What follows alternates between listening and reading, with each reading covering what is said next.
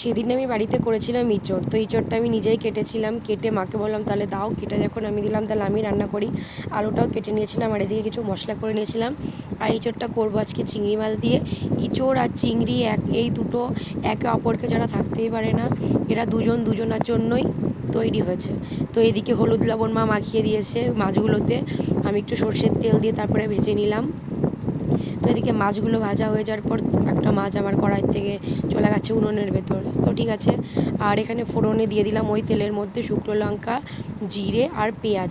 তো পেঁয়াজটা একটু লাল লাল করে ভেজে নেব, ভেজে নেওয়ার পর এর মধ্যে দিয়ে দেব এই মশলার পেস্ট। তো এর মধ্যে নিয়েছিলাম পেঁয়াজ, আদা, রসুন, কাঁচা লঙ্কা, শুকনো লঙ্কা, টমেটো।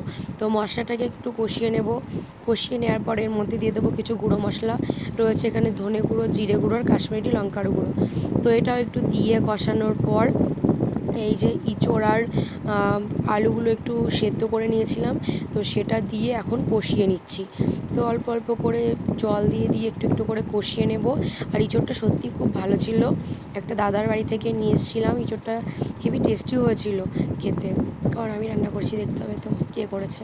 আর ইঁচড়টা এত সুন্দর ছিল যে বেশিক্ষণ সেদ্ধ করাই লাগেনি, খুব সুন্দরভাবে গলে গেছিলো। এই যে চিংড়ি মাছটা ভাজা, এখন ওর মধ্যে জল দিয়ে দিয়েছিলাম, তারপরে মা বললো একটু পরে চিংড়ি মাছ দে, তো চিংড়ি মাছটা দিয়ে দিয়েছিলাম। চিংড়ি মাছটা দিয়ে একটু ফুটতে দেব।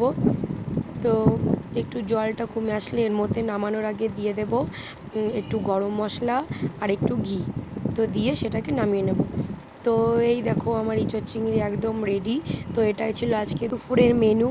তো আর ছিল টক ডাল, আর আমি একটা মাছ ভাজা নিয়েছি, মা ওই রুই মাছের ঝোলই করেছিল, কিন্তু আমি শুধু মাছ ভাজাটা নিয়েছি। আর নিয়েছি মিক্স স্যালাড, আর একটা লেবু নিয়েছি, লেবুটা কারণ ইঁচড় দিয়ে খাবো সেই জন্য। তার টক ডাল তো সাথে আছেই। তো ভিডিওটা কেমন লাগলো কমেন্ট অবশ্যই জানিও। তো বাই, সকলকে ভালো থেকো তোমরা সবাই।